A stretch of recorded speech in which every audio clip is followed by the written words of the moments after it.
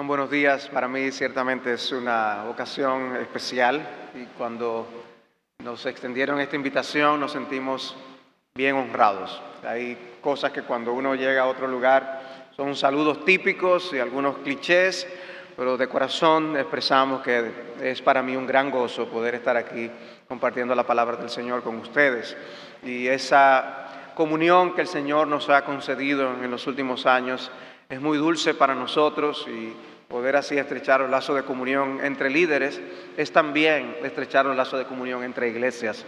Y creemos que nuestro Señor Jesucristo en los cielos se agrada con eso.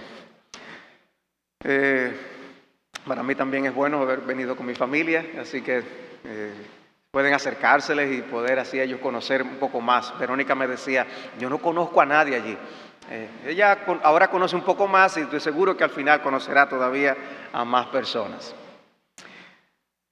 Yo quisiera hablar con ustedes de un tema que hablamos todas las semanas, de religión. Quizás el tema religión puede traerles memorias, evocar memorias del tiempo escolar. En mi caso, la clase de religión no era la más entusiasmante de todas, la más animada. De hecho, hay pocas cosas que yo recuerde que quedaron grabadas como consecuencia de las clases, de las tantas clases de religión en las que me expuse en mi vida. Pero sí quisiera hablar del tema de la religión. Y no voy a hablar necesariamente de una forma favorable hacia la religión, lo cual puede parecer todavía un poco más contradictorio en este contexto. Pero debo aclarar por qué. Ciertamente la Biblia no habla del término religión necesariamente de una forma negativa. De hecho, en Santiago, capítulo 1, se habla de una religión pura y sin mácula. Hay tal religión. Sin embargo, sabemos por los días en que estamos viviendo cómo ese término ha perdido su verdadero uso, cómo ese término y la práctica de lo que es la religión en sí puede venir a constituirse en un obstáculo para que las personas sean verdaderamente seguidoras de Dios. Y ese es mi punto. Lo que yo quisiera tratar hoy es precisamente cómo la religión se puede convertir en el obstáculo mismo para que una persona se acerque a Dios, tenga a Dios, alcance la vida eterna, llegue al cielo. ¿Cómo la religión misma, aquello que puede ser el vehículo de salvación, se constituye en un obstáculo para esto? Vivimos en días de confusión y no tenemos que tomar tiempo para demostrarlo. O sea, cómo tantas ideas son tergiversadas en el plano ético-moral. Sabemos que las cosas están de mal en peor y a lo bueno se le llama malo, a lo malo se le llama bueno. Como que le cambiaron el nombre a las cosas. En el día de ayer yo estuve leyendo un poco acerca de la Segunda Guerra Mundial. Y una de las cosas interesantes que leía es que en cierto lugar de Europa las líneas alemanas se enfrentaban a las líneas aliadas y ellos querían poder avanzar lo más posible hacia Occidente. Y ellos lo que hicieron fue identificar a algunos alemanes que hablaban bien el inglés y les consiguieron uniformes americanos. Porque recuerden que ellos tomaban algunos presos, otros eran muertos, y ellos entonces se disfrazaron de norteamericanos, tomaron las identificaciones, los dog tags, como le llamaban, que tenían los soldados americanos, tanto de personas que habían muerto como de los que tenían presos, y ellos así pues se internaron dentro de las filas norteamericanas sin que se dieran cuenta, con la idea de cruzar detrás de ellos y cambiar los letreros de las ciudades. O sea que, imagínense, usted es un soldado norteamericano, le dan mapas para usted guiarse, para ir, llevar soporte de comida, de armas, etcétera, y usted no conoce necesariamente el lugar. Si no tiene los nombres correctos, las calles y las ciudades, dice a 40 kilómetros para ir a esta ciudad, y los alemanes vienen y le cambian el letrero, usted se pierde y se va para el otro lado. Y eso realmente hizo que los aliados se desorientaran, se confundieran, tuvieron que hacer pesquisa, ¿no?, para tratar de identificar a todo el que estaba dentro de sus filas. Empezaron a sospechar de todos. Tanto llegaron a sospechar que detuvieron una vez a un general norteamericano. Y este oficial lo detuvieron porque cuando le hacían preguntas, por ejemplo, como ¿quién es la esposa de Mickey Mouse? O sea, en esa época, ahora todo el mundo lo sabe, pero en aquella época no todo el mundo sabía la respuesta de esto. Pero a él le preguntaron, ¿y cuál es la capital del estado de Illinois? Y él dijo, Springfield. Y las personas lo trancaron, porque el que estaba a cargo pensaba que era Chicago. El que estaba confundido era el norteamericano. Pero ¿cómo nosotros podemos desorientarnos cuando le cambian los nombres a las cosas? Cuando las cosas pierden su significado. Cuando lo que creemos que es una cosa es otra. Y así esos ejércitos son confundidos y así la humanidad es confundida. ¿Qué es qué? Y así andan las personas creyendo un sinnúmero de cosas en la calle. Y mientras más posmodernos nos convertimos, más variedad de opiniones hay allá afuera en la calle. Y todas las personas, algunos quieren que sean válidas. Por eso las personas dicen que cada quien puede llegar a Roma por su propio camino. La religión ha perdido su significado bíblico esencial. El diccionario de la Real Academia habla de religión y lo define como un conjunto de creencias o dogmas acerca de la divinidad, de sentimientos de veneración y temor hacia ella, de normas morales para la conducta individual y social, de prácticas rituales, principalmente la oración y el sacrificio para darle culto. La religión es una expresión de devoción a una deidad. Y el punto es, seamos religiosos. El hombre es una criatura religiosa. Aún aquellos que dicen no ser religiosos, son religiosos. De hecho, yo creo que si nosotros viéramos la realidad de las cosas, en qué ocurre en muchas iglesias o en la vida de muchas personas, veríamos que las personas al adorar lo que utilizan es un espejo, porque se están adorando a ellos mismos.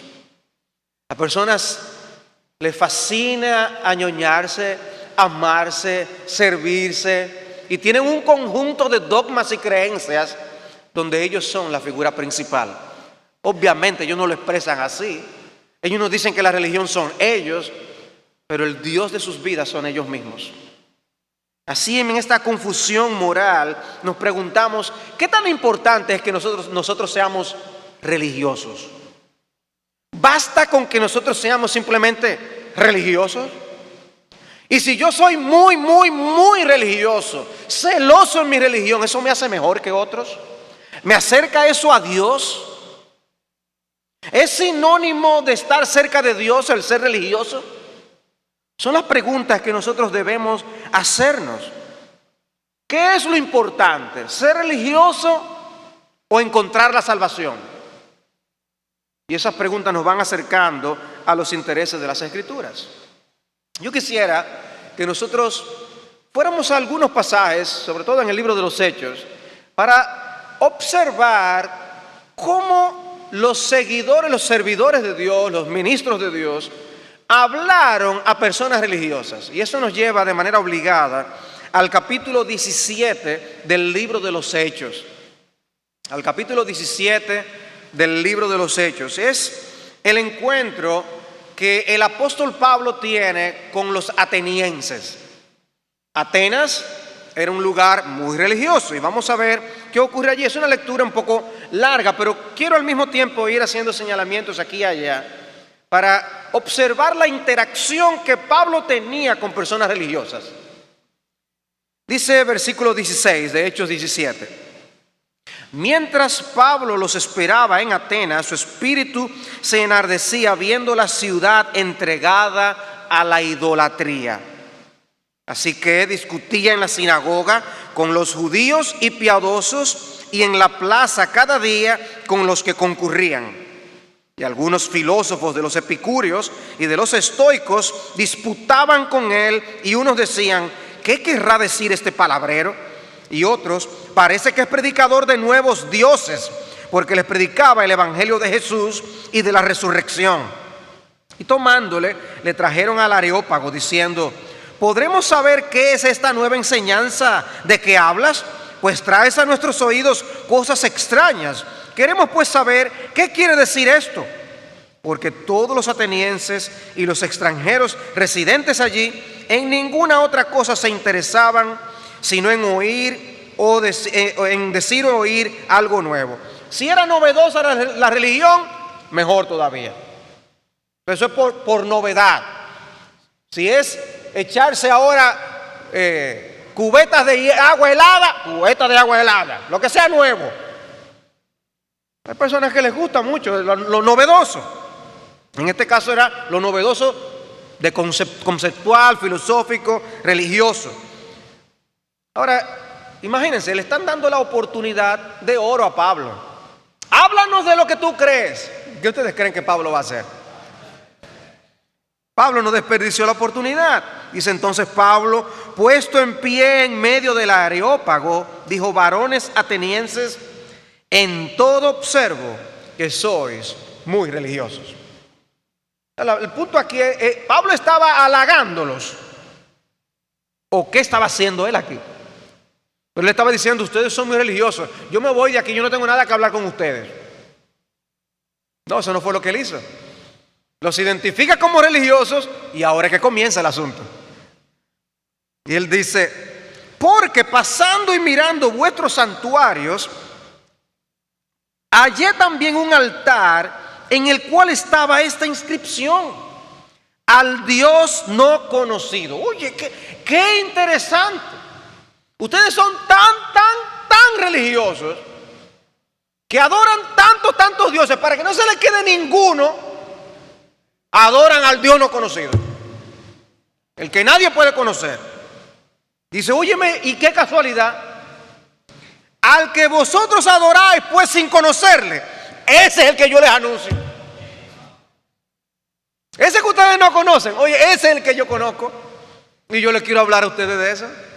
Como ustedes no saben de él, déjenme hablarles.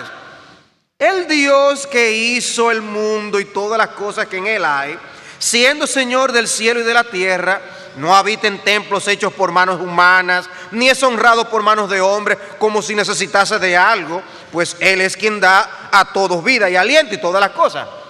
Ellos adoraban tantos ídolos, pero era diferente lo que Pablo estaba diciendo. El Dios de quien yo estoy hablando fue el que nos hizo a todos. Él es el que le da la vida a todos. Él no está hablando de los otros, ¿verdad? De los otros ídolos, de los otros dioses, pero está diciendo algo. Los otros dioses están muertos y no dan vida a nadie. Y dice: y de una sangre ha hecho todo el linaje de los hombres para que habiten sobre la faz, toda la faz de la tierra, y les ha prefijado el orden de los tiempos, los límites de su habitación. Él es el que le da la vida a las personas y sabe hasta qué día van a vivir sobre la tierra, para que busquen a Dios, si en alguna manera palpando puedan hallarle, aunque ciertamente no está lejos de cada uno de nosotros. Él está diciendo: nosotros todos estamos viviendo en presencia de Dios. Ese Dios que ustedes no conocen y que adoran sin conocerle, ese Dios nos hizo y nos da ahora la oportunidad de encontrarle a Él. Estamos cerca de Él porque vivimos en su presencia. Sus ojos están contemplando a todo el que habita sobre la faz de la tierra. Entonces, ¿qué debemos hacer? Dicen: buscarle, pero palpando. Oh, ¿y por qué palpando? Dice: porque están ciegos. Los habitantes de la tierra son como ciegos. Son religiosos, pero dice Pablo, son como ciegos que necesitan buscar a Dios palpando. Usted ha estado en un lugar completamente oscuro, que usted tiene que guiarse por las manos o con los pies para no chocar algo. Usted va moviendo los pies y tocando la pared para no caerse, para no tropezar. El mundo espiritual es así para los hombres. Estamos a ciegas. La Escritura dice que el hombre sin Dios está ciego y Dios necesita abrir los ojos. Pablo les está diciendo ciegos, pero de una manera que no les ofenda tan directamente. Pero les está diciendo ciegos. Les está diciendo que no tienen a Dios y por eso tienen que buscarle, porque no lo tienen. Y dice, no está lejos. Dice, porque en Él vivimos y nos movemos y somos, como algunos de vuestros propios poetas también han dicho, porque linaje suyo somos. Y le cita aún de su propia gente. Entonces, siendo pues linaje de Dios, no debemos pensar que la divinidad sea semejante a oro o plata o piedra, escultura de arte y de imaginación de hombres. Y aquí viene y ya empieza a decirles, no es un ídolo, no es un Dios, aquello que nosotros podemos fabricar, aun sean los materiales más valiosos que haya sobre la tierra. Pero Dios, habiendo pasado por alto los tiempos de esta, ¿cómo? Ignorancia. ¿Cómo fue que les llamó? Ignorantes. ¡Wow! Ignorantes. Ahora manda a todos los hombres en todo lugar que se arrepientan, por cuanto ha establecido un día en el cual juzgará al mundo con justicia por aquel varón a quien designó, dando fe a todos con haberle levantado de los muertos. Juicio, arrepentimiento, resurrección, está hablando Pablo. Pero cuando oyeron lo de la resurrección de los muertos, unos se burlaban, otros decían, ya te diremos acerca de esto otra vez. Y así Pablo salió de en medio de ellos, mas algunos creyeron, juntándose con él, etcétera, etcétera. Pero ven lo que está pasando aquí. Aquí un grupo de religiosos que tienen mucho interés en religión. Eran tan religiosos que tenían un ídolo para cada cosa. Y hasta podían oír gustosamente a un predicador de un Dios nuevo que ellos no tenían. Y le escuchan, hasta que llega un momento que la propia religión de esa audiencia se constituye en un obstáculo para oír para salvación. Cuando Pablo les presenta que ese Dios les manda al arrepentimiento, hasta ahí llegó la audiencia. Ahí es cuando las personas dicen, pero yo no tengo de qué arrepentirme. Y desde que una persona expresa eso, está evidenciando que no conoce al Dios del Evangelio de la gracia de Jesucristo. Porque Dios nos manda, como dice Pablo, a todos al arrepentimiento. Cristo vino a buscar y a salvar lo que se había perdido. Y si Él va a salvar solamente a los que se arrepientan, como enseña nuestro Señor en Lucas capítulo 13, cuando hablaba de aquellos que le habían ocurrido desgracias y le preguntaban a Cristo sobre ello, Cristo dice, si no os arrepentís, todos pereceréis igualmente. En otras palabras, si no es con arrepentimiento, nadie se salva. Entonces ahora citemos otra vez lo que la gente dice. Yo no tengo nada de qué arrepentirme. Si no os arrepentís, pereceréis. Yo no tengo nada de qué arrepentirme. Perecerás. Si no te arrepientes, perecerás. La religión se convierte en un obstáculo para nosotros recibir la salvación que Cristo nos brinda. Pablo les está planteando aquí la oportunidad de oro. Y oyeron acerca del arrepentimiento del juicio y dijeron, hasta aquí llegamos. Cuando la religión se constituye en un obstáculo para la salvación en los individuos.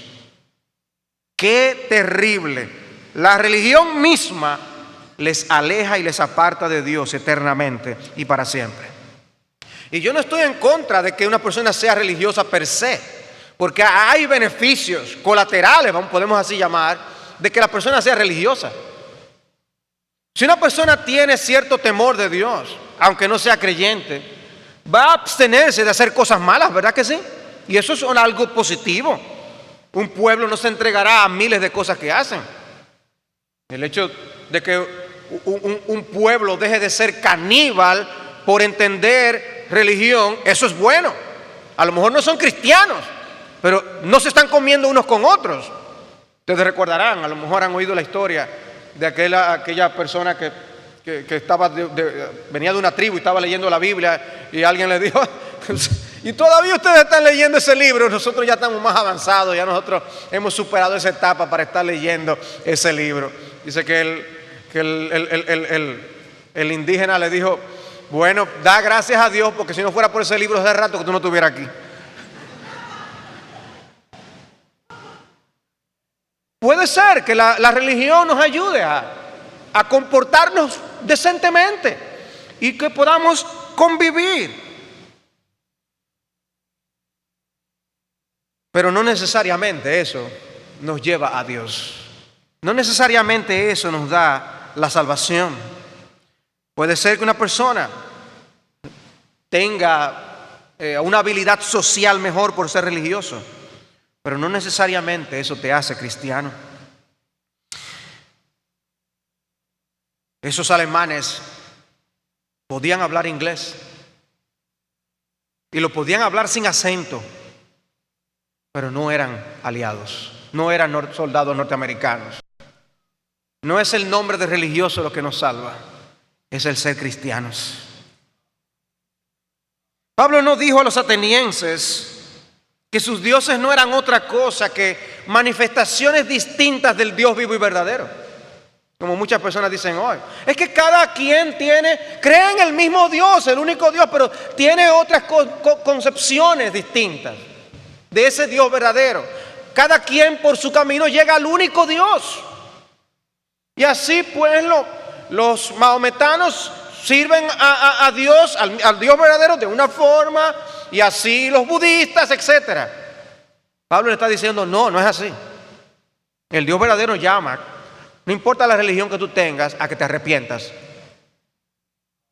incluyendo a muchos evangélicos que tienen el evangelio por religión, no por Cristo. Pero Pablo fue muy sabio en la manera como los abordó, ¿no? Como les dijo, óigame, el Dios que yo creo es ese que ustedes adoran sin conocer. Qué sabio fue él.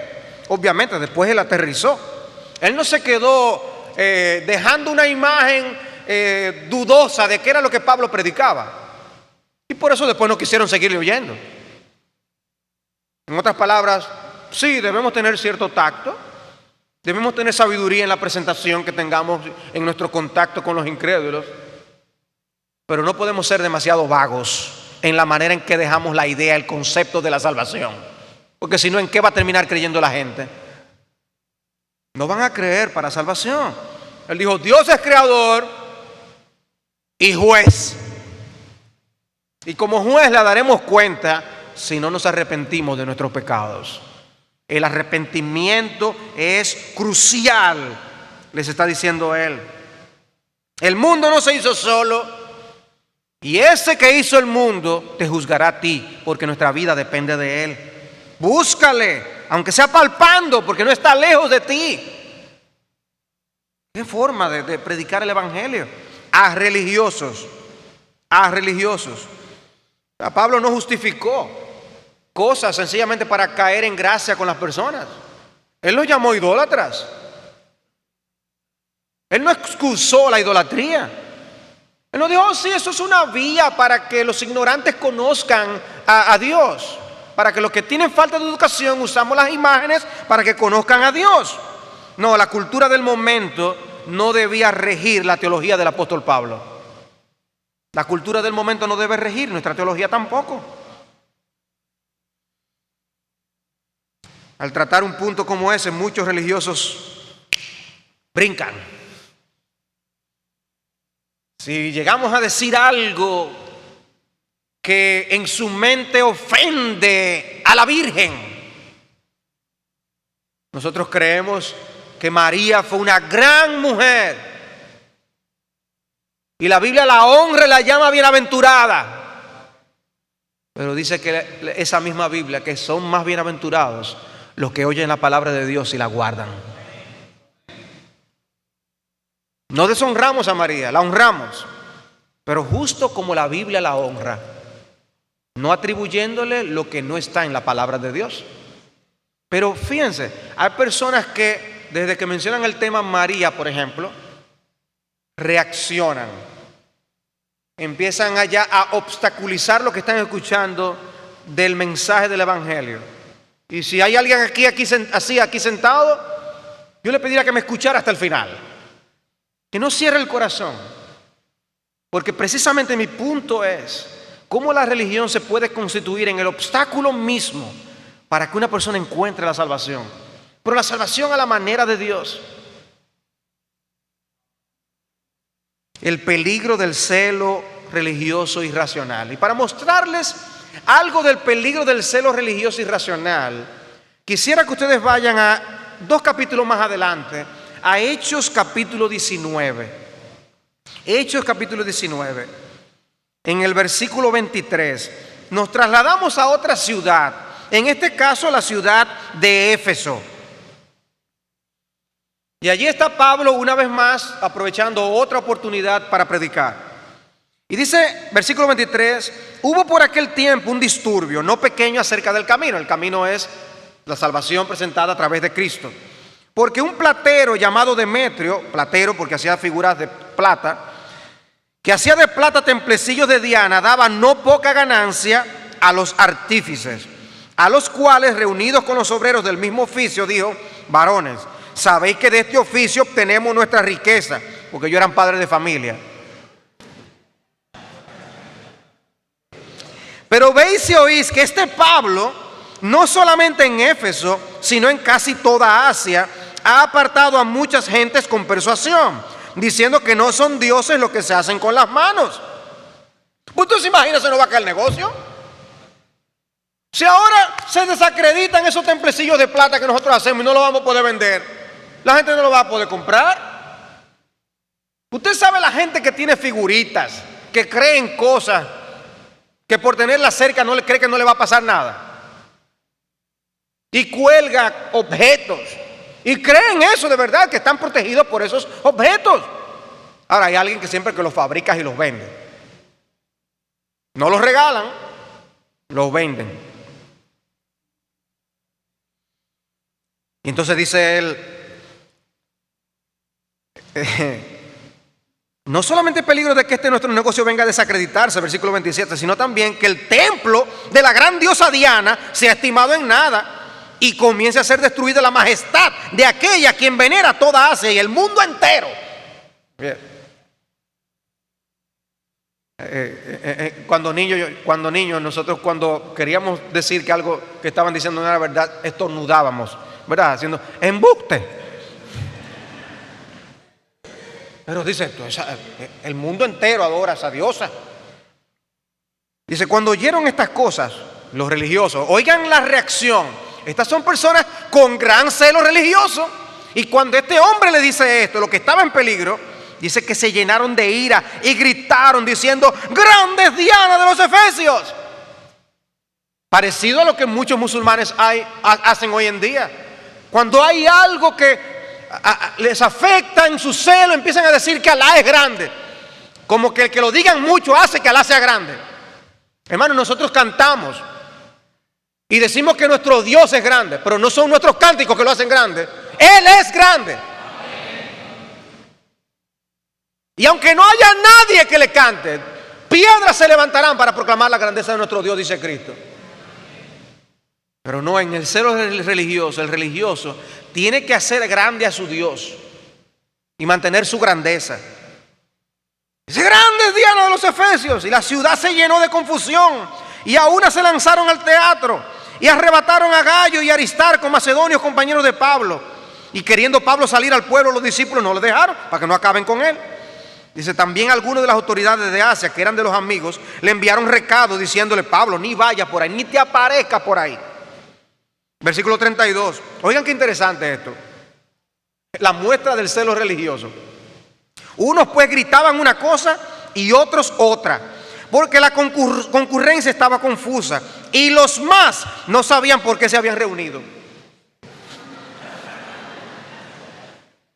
Y esto y grande Diana, sí, esto y aquello y lo otro. ¿Y por qué que estamos aquí? Eso está pasando ahí. Increíble.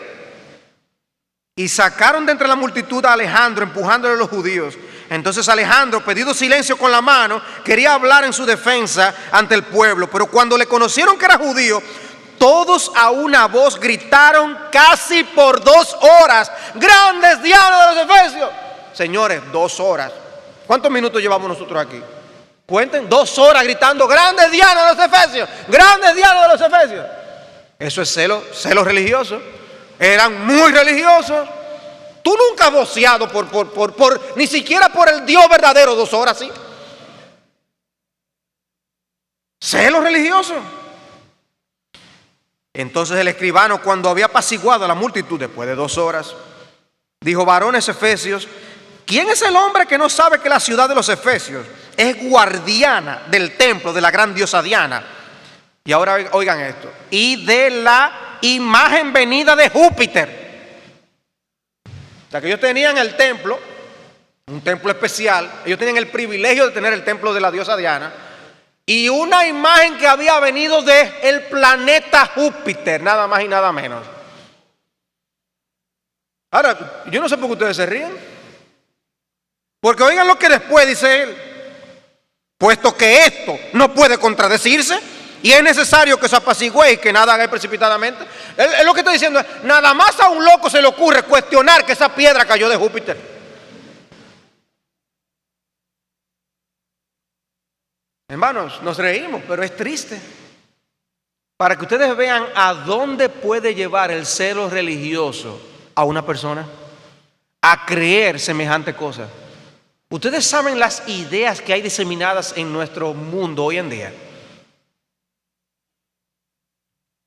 Por eso dicen que hoy que todas las grandes religiones salen de California, porque allí salen todas las ideas habidas y por haber. Pero también me he enterado de, ahora que hay tantos creyentes en China, cómo la gran cantidad de herejías y falsas doctrinas se están levantando desde la misma China. ¿Y cuántos seguidores tiene? Porque hay tantos chinos. Pero las ideas más inverosímiles se levantan y siempre tienen seguidores. Y así Pablo está ministrando a estos celosos religiosos, pero llenos de confusión. Dice: estos son hechos innegables, dice la Biblia de las Américas. Esta piedra llegó de Júpiter. ¿Cómo alguien osa cuestionar lo que nosotros creemos? Y al final del mensaje a los atenienses, por eso Pablo les dijo: ustedes tienen que arrepentirse. Y ustedes saben qué significa el arrepentimiento, ¿no? Es media vuelta. Media vuelta no solamente a nuestra manera de pensar con respecto a Dios, lo que Dios piensa acerca de nosotros, del pecado, de la salvación, de la vida eterna. Media vuelta en la atadura de nuestras emociones hacia el pecado. Media vuelta en nuestra voluntad de nosotros querer hacer nuestros deseos para venir a hacer la voluntad de Dios. Media vuelta. Y ahí es que las personas se ofenden. Tú tienes que abandonar tus caminos. Ah, pero eso es lo de ustedes, que ustedes creen que son mejores. No, no somos mejores. Quizás somos peores que tú, pero nos arrepentimos de nuestro pecado. Precisamente nos arrepentimos porque no estábamos orgullosos de la vida que teníamos. Como no nos enorgullecemos de cosas que todavía pasan en nuestra vida. Y por eso tenemos que arrepentirnos delante de Dios. Pero cuando tú dices: yo no tengo nada de qué arrepentirme, tú no estás comprendiendo el mensaje de Dios, la religión de Dios. Tú no estás comprendiendo la misión de Jesucristo. Cristo vino precisamente a buscar y a salvar lo que se había perdido. La religión de Dios es una religión de perdidos encontrados, de muertos a quienes Dios dio vida. Manda a todos los hombres en todo lugar que se arrepientan, no importa de qué nacionalidad sea. Hay personas que han cuestionado el que se envíen misioneros de un país a otro, porque eso es un genocidio cultural. Entonces nosotros venimos, extranjeros, a cambiar las costumbres de otros países. ¿Y quién dijo a ustedes que los otros están mal? Genocidio cultural. O sea que debimos haber dejado a los hindúes quemando a las esposas de los hombres que se morían. Porque eso fue el escenario que encontró Guillermo Carey, ¿no fue? Y una de las grandes contribuciones que Carey hizo en la India, entre otras cosas. Ellos dicen, no, llévenle avance científico, llévenle agua a los pueblos que no tienen agua, lleven salud a los pueblos que tienen problemas de salud, pero no les lleven el evangelio. Eso es genocidio cultural. Pero lo que vemos a Pablo hacer es totalmente lo contrario. Pablo está penetrando estas culturas, Pablo está llevando el evangelio de Cristo, él está diciendo, ustedes tienen que cambiar, arrepentíos. ¿A dónde llevaría el orgullo religioso de esos pueblos si dicen nosotros, ustedes no tienen derecho a predicarnos que debemos cambiar nuestro estilo de vida y nuestra religión? Entonces se quedarían como son y se perderían, porque si no os arrepentís, todos pereceréis. Entonces no hay cambio, no hay salvación, no hay arrepentimiento, no hay fe, no hay salvación. Y Pablo lo sabía, y por eso él predicó el evangelio con tanto celo y con tanto fervor. Y por eso los misioneros sacrifican sus vidas y sus familias en muchos sentidos para ellos llevar el evangelio, para que las personas pasen en este mundo de muerte a vida y no se pierdan eternamente en el infierno. Entonces hay que predicar el evangelio a los religiosos para que crean en Jesucristo y no meramente en religión. Atenas era la capital cultural del mundo, pero eso no les hacía culturalmente correctos. Tenían que arrepentirse. De manera que hacemos la pregunta, ¿es correcto evangelizar a un religioso? Respuesta, absolutamente correcto. Hermanos, debemos tener sabiduría, pedirle a Dios que nos ayude a tener los contactos, las palabras adecuadas para poder compartir el evangelio. Pero hermanos, a final de cuentas, tendremos que decir a los pecadores que son pecadores y que tienen que arrepentirse de sus pecados. ¿Nos pide la palabra de Dios que respetemos las creencias de los demás hasta el punto de no hablarles de la fe bíblica? No, tú me respetas, yo respeto. Y tú me respetas tus ideas, yo respeto mis ideas. A veces entramos en un asunto de nomenclatura, ¿no? Pero yo estoy llamado a respetar todas las ideas que hay allá afuera. Yo puedo respetar a las personas, pero respetar esas ideas, Dios no me llama a eso. ¿Qué hizo Jesús? ¿Por qué se encontró con tantos problemas con los fariseos?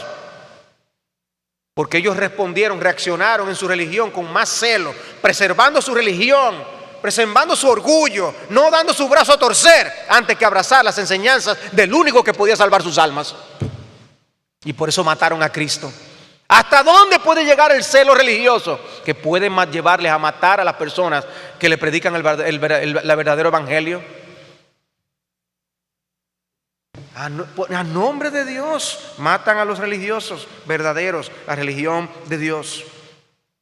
Entonces la Biblia plantea tal cosa como la evangelización de los religiosos. Lo vemos en las páginas de las Escrituras, sobre todo en el Nuevo Testamento, muy claramente presentado. Porque lo importante es ir a Cristo.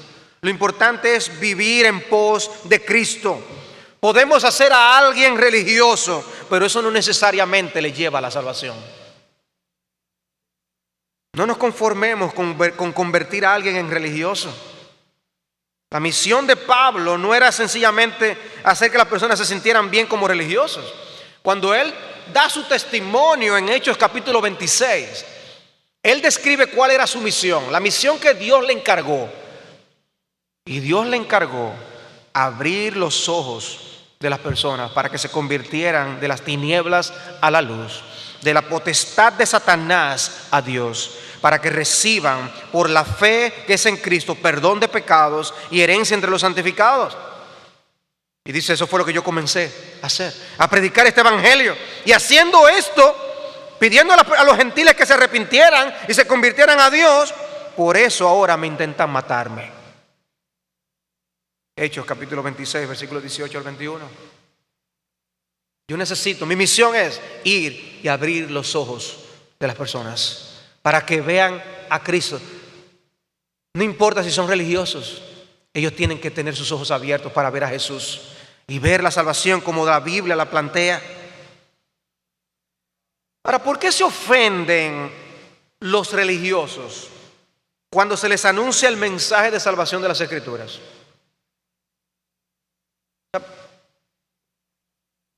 Hoy en día vivimos en momentos donde las personas no son tolerantes con ideas contrarias. Supuestamente llaman a todo el mundo a ser tolerantes, pero son intolerantes. Si hay alguien que les lleva la contraria, hasta ahí llegaron. Bueno, es interesante, en Hechos capítulo 5, dice Pedro: el Dios de nuestros padres resucitó a Jesús, a quien vosotros habéis matado colgándole en una cruz. A este Dios exaltó a su diestra como príncipe y salvador, para dar arrepentimiento a Israel y perdón de pecados. Y nosotros somos testigos de estas cosas, y también el Espíritu Santo, el cual Dios ha dado a los que le obedecen. Y hasta ahí todo iba bien. Ahora dice en Hechos 5:33, cuando ellos oyeron esto, se sintieron profundamente ofendidos y querían matarlos. ¡Wow! Ellos pueden oír, y mientras las cosas no les toquen el corazón, alguna fibra interna de algo que les gusta, uno de sus ídolos personales, todo muy bien. Pero desde que le mencionan algo que les afecta, el tema del arrepentimiento otra vez, el tema del perdón de pecado. ¿Pero de qué tengo yo que arrepentirme? ¿Y qué es lo que me tienen que perdonar a mí? Yo soy una persona buena. Porque es lo único que tiene varias sucursales con algunas mujeres por ahí. Pero lo he hecho tan bien que ni mi mujer se ha dado cuenta. Yo no tengo que arrepentirme. Porque yo ni robo a nadie, no mato a nadie. Algunas veces que me paso de trago y digo alguna cosa que no debo de decir.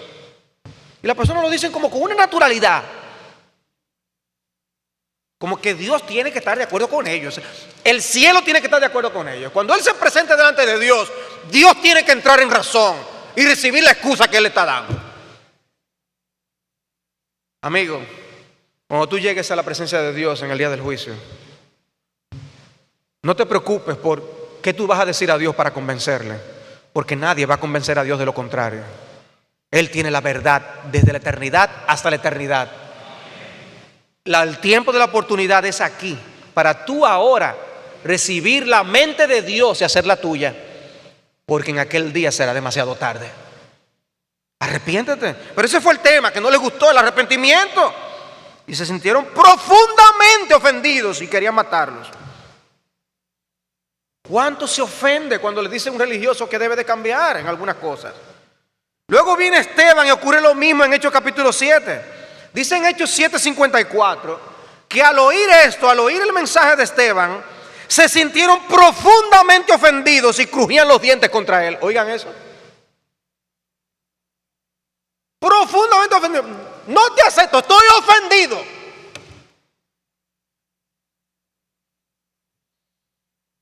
Sí, yo recuerdo conversaciones con amigos, con familiares, que todo iba bien hasta que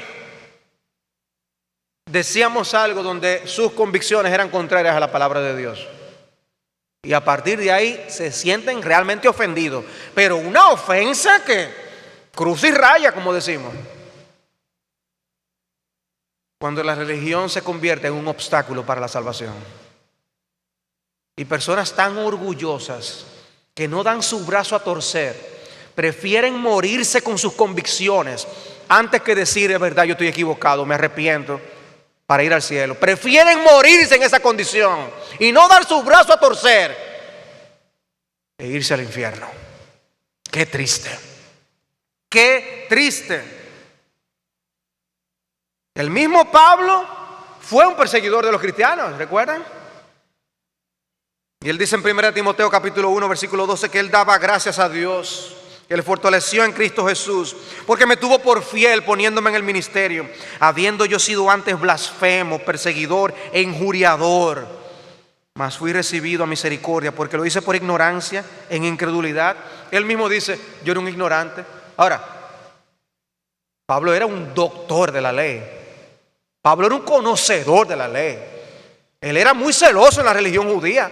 Pablo no era un cualquiera. Pero él dice: yo hice todo eso en ignorancia. Yo era un ignorante.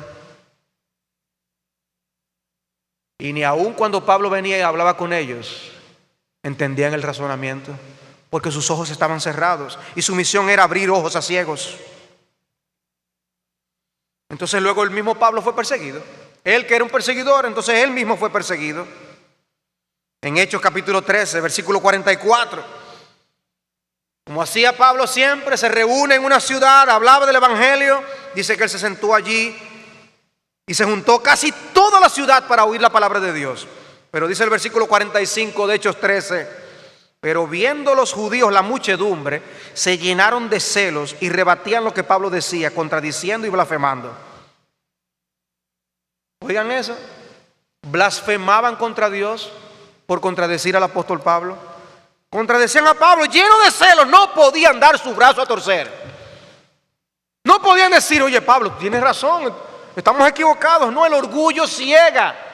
El orgullo ciega para no ver la verdad. Wow, y todo lo que Pablo les dice es: ustedes no se juzgan dignos de la vida eterna.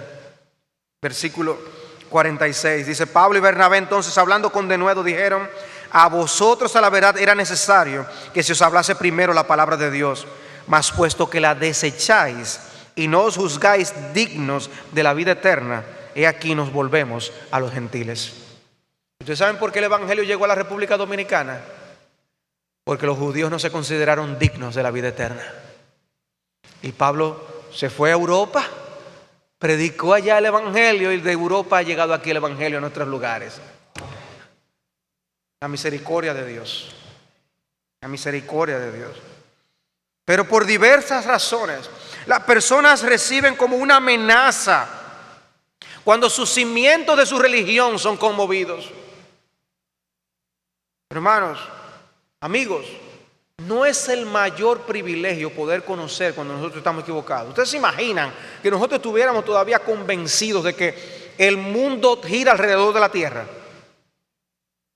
No, el mundo gira alrededor de la tierra. Los religiosos ni eso querían entender. Ni eso querían entender. Que es la tierra la que gira alrededor del sol. Porque eso teológicamente hablando.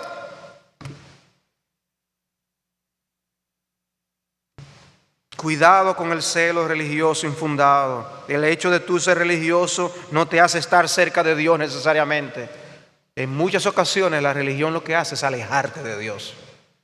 Alejarte de Dios. Las personas tienen miedo a abandonar sus tradiciones. Las personas tienen miedo a las repercusiones familiares. Por eso Cristo habló muy claramente y se refirió a ese problema en Mateo capítulo 10, cuando dice que hay personas que aman a sus familiares más que a Cristo, y dice Cristo, entonces no son dignos de mí. No son dignos de mí. Temen la opinión de sus amigos. Y hay jóvenes que no se atreven a confesar a Cristo por temor de la opinión de sus amigos. ¿Y ahora qué van a decir de mí? ¿Cómo me van a tratar? Por eso Cristo dice que el que se avergonzare de mí y de mi palabra en esta generación, yo me voy a avergonzar de él en el día del juicio. ¿Se avergonzará Cristo de ti?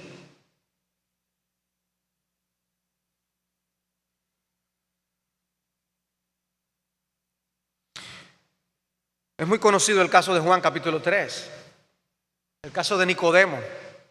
¿Cuál es el tema de Juan capítulo 3? El nuevo nacimiento.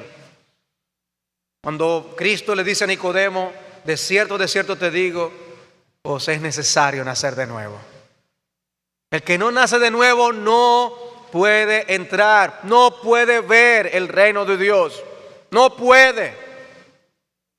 Ahora, Cristo lo está diciendo como una verdad básica, fundamental. Eso es una declaración fundamental. Para entrar al cielo hay que nacer de nuevo. Y luego Nicodemo le habla a Cristo como alguien que, como si estuviera escuchando eso por primera vez. Cuando aún en el Antiguo Testamento se hablaba de esa verdad de la regeneración. Y Cristo le dice, ¿eres tú maestro en Israel y no sabes eso? ¿Qué era lo que entonces Nicodemo le estaba enseñando a la gente? Y así hay millones de personas siguiendo enseñanzas contrarias a las Escrituras, sencillamente porque no van a la Biblia a encontrar, a conocer cuál es la voluntad de Dios. Los fariseos estaban seguros de que estaban en bien con Dios en base a su nacionalidad, en base a su actuación. su conducta. Ellos se sacrificaban tanto, tomaban tantas medidas para obedecer la ley, que ellos de seguro se sentían que Dios tenía que estar contento con ellos. Y por si acaso, para no desobedecer la ley de Dios, se inventaron cientos de leyes para poder proteger esa obediencia. Y le añadían a la palabra de Dios por si acaso.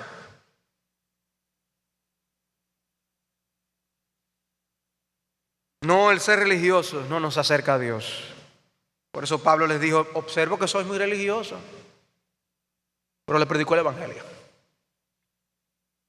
Oye, pero qué religioso. Wow. Ustedes tienen ¿cuántos ídolos? Parece que el que más tiene es el que más creyente es. Pero tienen que arrepentirse. Entonces, ¿qué actitud, me pregunto, qué actitud debe tener un religioso noble? Y aquí hago una diferencia, ¿no?, entre un religioso noble y quien no lo es. ¿Podemos hablar de religiosos nobles? Yo creo que sí. Yo creo que sí. En el mismo capítulo 17 de Hechos se habla de los creyentes de Berea. Pablo sale de Tesalónica y va a Berea. Y dice en Hechos 17:11: y estos eran más nobles que los que estaban en Tesalónica, pues recibieron la palabra con toda solicitud, escudriñando cada día las escrituras para ver si estas cosas eran así. ¿Qué está pasando aquí? Hacen una comparación entre los judíos de Tesalónica y los judíos de Berea. El texto no está hablando de personas que ya habían creído. Eran judíos incrédulos. Está hablando de la actitud que judíos tenían de comparar todo lo que ellos recibían con la palabra de Dios. Estos judíos de Berea oían a Pablo hablar y chequeaban, comparaban con las escrituras. Y a diferencia de los que creen ciertas cosas porque simplemente su iglesia los enseña, estas personas estaban dispuestos a estudiar y a revisar los escritos del Antiguo Testamento para ver si Pablo estaba hablando verdad. ¿Y saben lo que pasó? Esa actitud salvó a muchos. Dice el versículo 12: así que creyeron muchos de ellos y mujeres griegas de distinción, y no pocos hombres. Oigan lo que pasó. En Tesalónica, Pablo tiene que salir corriendo. Los judíos lo atacaron, lo persiguieron. Llega a Berea y los de Berea estaban dispuestos a escuchar. Pero no solo escuchar, porque los de Atenas también escucharon, sino a escudriñar y comparar, oír a Pablo y decir: pero mira, esto es verdad, eso está ahí en la Biblia, pero eso es lo que dice el profeta. Fueron llevados a la escritura a examinar sus creencias. Una persona religiosa no necesariamente tiene la actitud noble de examinar lo que cree a la luz de las escrituras. Y yo te pregunto, ¿tú tienes esa actitud? ¿O tú reaccionas y brincas inmediatamente cuando algo es contrario a lo que tú has creído quizás toda la vida? ¿Lo que has recibido como tradición familiar? ¿Y brincas? ¿O eres movido a ver en las escrituras lo que Dios tiene que decir al respecto? ¿Tienes tú esa actitud noble de la que habla este pasaje? ¿O te aferras a tus tradiciones? Los de Tesalónica sencillamente no querían oír por celos. No querían ni siquiera sopesar lo que Pablo estaba diciendo. Tenían miedo de perder sus adeptos en el contexto. No, vamos a perder los adeptos. El interés no era salvación, el interés era mantener el estado de su religión. ¿Cuál es tu interés? Porque si tu interés es mantener el estado de tu religión, no oigas nada más. Pero si tu interés es salvación, oye la palabra de Dios. A lo mejor eres una persona devota a un santo, a una virgen, quién sabe. ¿Estás tú dispuesto a revisar lo que la Biblia dice al respecto?